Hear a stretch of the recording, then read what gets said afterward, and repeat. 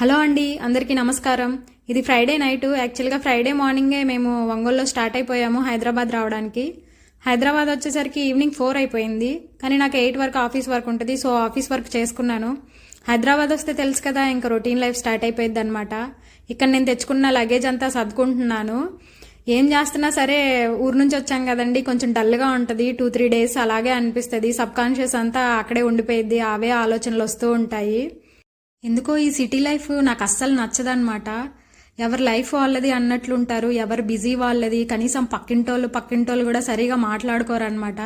ఒక్కొక్కసారి అయితే అసలు కనిపించరు. కానీ తప్పదు, మన ఫ్యామిలీస్ కోసం, మన రెస్పాన్సిబిలిటీస్ కోసం మనం ఇక్కడ అడ్జస్ట్ అవ్వాల్సిందే.